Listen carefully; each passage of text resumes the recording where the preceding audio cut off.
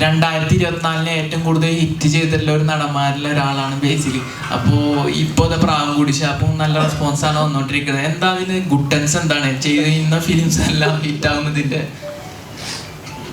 അത് നല്ല സിനിമയാവും.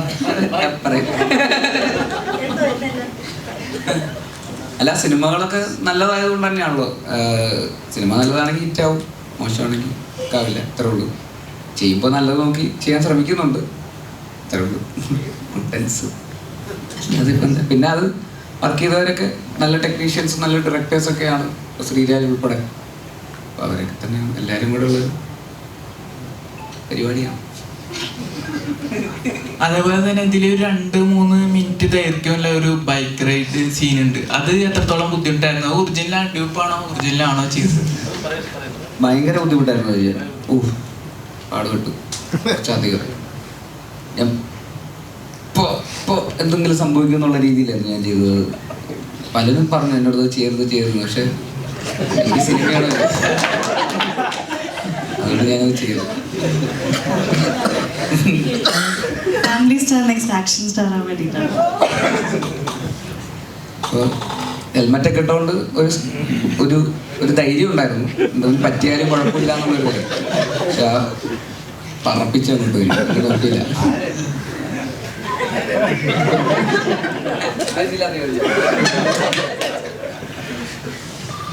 Hello, first of all എല്ലാവർക്കും ഒരു ബിഗ് കൺഗ്രാജുലേഷൻ.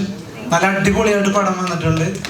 നല്ലൊരു വൈബ് പടം, അതാണ് തോന്നിയത്. ഓരോരുത്തരുടെ പെർഫോമൻസ്, പിന്നെ ഷോർട്സ്, അയ്യോ രക്ഷയില്ല. ഷൈജു ഗാന്ധിക്കൊന്നും വന്നിട്ടില്ല. അതിൽ കുറച്ച് കാര്യങ്ങൾ ചോദിക്കാനുണ്ടായിരുന്നു. അതില്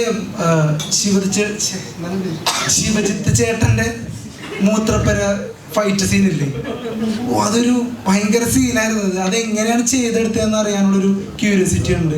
അതിന്റെ മേക്കിംഗ് ആയാലും പിന്നെ നിങ്ങളുടെ പെർഫോമൻസ് ആയാലും ഒക്കെ എങ്ങനെ അത് മേക്ക് ചെയ്തെടുത്തു, അവരുടെ എക്സ്പീരിയൻസ്.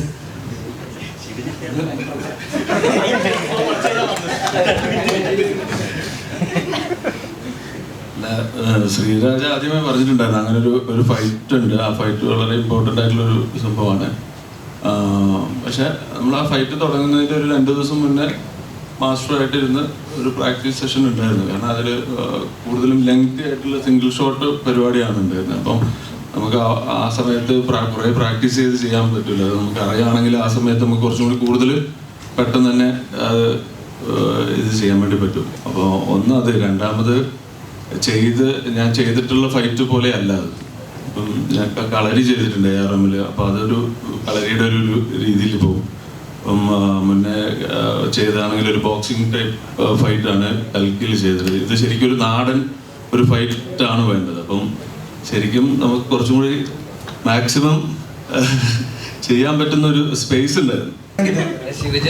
ശിവജിത്ത് ആക്ച്വലി കലാപ്രതിഭയാണ്. സ്കൂൾ കലോത്സവത്തിൽ 8 ഇനങ്ങളിലങ്ങാണ്ട് ഫസ്റ്റ് പ്രൈസ് എടുത്തിട്ടുള്ളതാണ്. കഥകളി, മോഹിനിയാട്ടം,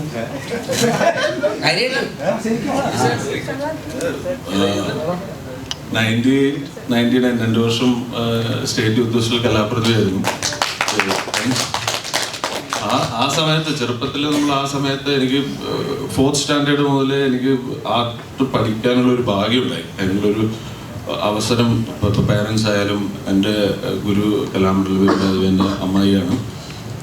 അപ്പം അങ്ങനൊരു എല്ലാവരും പഠിപ്പിച്ചുകൊണ്ട് ആ പ്രായത്തിലൊന്നും നമുക്കൊന്നും പഠിക്കാൻ വേണ്ടി പോകാൻ താല്പര്യമൊന്നും ഉണ്ടാവില്ല. കൂടുതലും ഫ്രണ്ട്സുമായിട്ടൊക്കെ കളിക്കാനായിരിക്കും കൂടുതലും.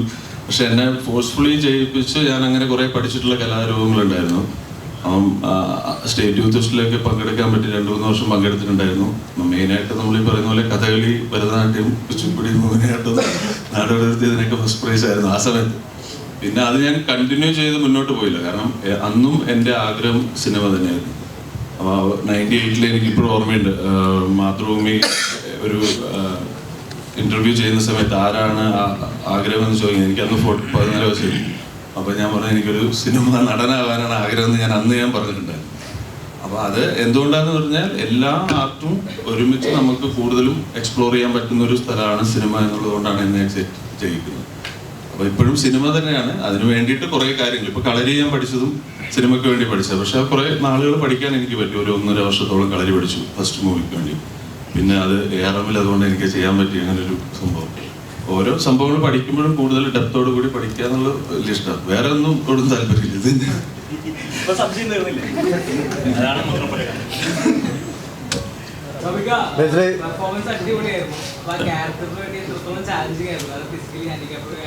അതെ, അത് പറയുമ്പോ തന്നെ ഞൊണ്ടമാണ്. ഇങ്ങനത്തെ ലുക്കാണ്. ലുക്കിൽ കുഴപ്പമില്ലായിരുന്നു, ഞൊണ്ടനാന്ന് പറയും. പക്ഷെ ഷൂട്ടിന്റെ തലേ ദിവസം എപ്പോഴാണ് ടെൻഷൻ തുടങ്ങിയത്. കാരണം ഇത് ഫുള്ള് പിടിക്കണല്ലോ. അപ്പൊ എന്ത് ഞൊണ്ട് പിടിക്കണം.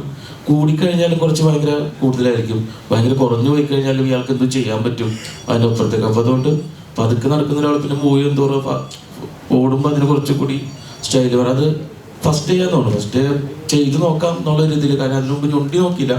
ഞാൻ പണ്ട് സ്കൂളിലും കൂട്ടുകാരന്മാരുടെ കൂടെയൊക്കെ വെറുതെ നടന്നു പോകുമ്പോൾ ടൂറൊക്കെ പോകുന്ന നേരത്ത് വെറുതെ കൂട്ടുകാരന്മാർ കുറച്ച് ഗ്യാങ് ടീമുകളൊക്കെ വരാൻ നേരത്താണെങ്കിൽ കൂട്ടുകാരാണെങ്കിൽ അവൻ്റെ കൈ പിടിച്ച് പെട്ടെന്ന് ഒരു ഞൊണ്ടനെ പോലെയൊക്കെ നടന്ന് അവന് അങ്ങനെയൊക്കെ പോകുന്നല്ലാണ്ട്. പിന്നെ ഞാൻ ഇതിൽ നമ്മുടെ രാധടിയിലൊരു സോങ് കെട്ടിൽ ഞാൻ ബാസിയുടെ ബൈക്കിലോട്ട് ഞൊണ്ടനായിട്ട് ഓടി വന്ന് ചാടി കയറുന്നൊരു ഷോട്ട് ഉണ്ട്. അതിലാണ് ഈ ഞൊണ്ട് ചെയ്തിരിക്കുന്നത്.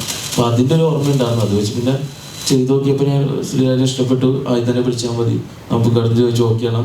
ഓക്കെയാണ്, പക്ഷേ ഇത് മുത്തപ്പടിക്കണ്ടല്ലോ കേട്ടോ എന്ന് പറഞ്ഞു. പിന്നെ അങ്ങോട്ട് പോകുമ്പോഴും ഫൈറ്റ് ആണെങ്കിലും ഇമോഷണൽ സീക്വൻസ് ആണെങ്കിലും ഓട്ടോ ആണെങ്കിലും ഇരിപ്പാണെങ്കിലും എല്ലാത്തിലും അത് പിടിക്കാനായിട്ട് കുറച്ച് ബുദ്ധിമുട്ടായിരുന്നു. പിന്നെ അത് ഓട്ടോമാറ്റിക് ഒന്ന് ലോക്കായി. പിന്നെ ഒരു പ്രോബ്ലം ഉണ്ടായില്ല.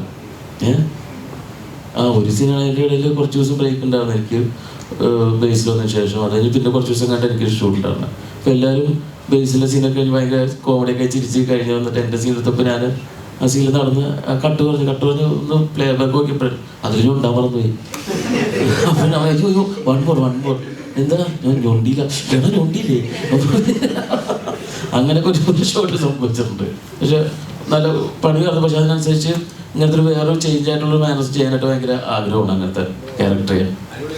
Thank you so much. Basil ഇവിടെ ഇപ്പം നോർമലി നേരത്തെ പറഞ്ഞു, നമ്മൾ ഇതിനു മുമ്പ് കണ്ട ആട്ടം എന്ന് പറഞ്ഞ മൂവിയിലാണ് ഒത്തിരി അധികം ക്യാരക്ടേഴ്സ് വരിക. അതിനകത്ത് വന്നവരും നിന്നവരും പോയവരും എല്ലാം പെർഫോം ചെയ്യുന്ന ഇത് കണ്ടതായിട്ട്. അതായത് സിനിമയുടെ തുടക്കം മുതൽ അവസാനം വരെ ഒരു തരത്തിലും ഒരു ലാഗോ അങ്ങനെയൊന്നും ഇല്ലാതെ എല്ലാവരും പെർഫോം ചെയ്ത് കണ്ടത്. അപ്പൊ ഇതുപോലെ തന്നെ ഈ ഒരു ക്രൂവിനെ കിട്ടിക്കഴിഞ്ഞപ്പം ഇവരെല്ലാം ഈ എല്ലാവരും ഒരു പരിധിവരെ എല്ലാവരും പുതുമുഖങ്ങളാണ്. അപ്പൊ ആ പുതുമുഖങ്ങളൊക്കെ ഇത്രയും പെർഫോം ചെയ്ത് കണ്ടതും അതുപോലെ അവരോടുള്ള എക്സ്പീരിയൻസ് എങ്ങനെയായിരുന്നു?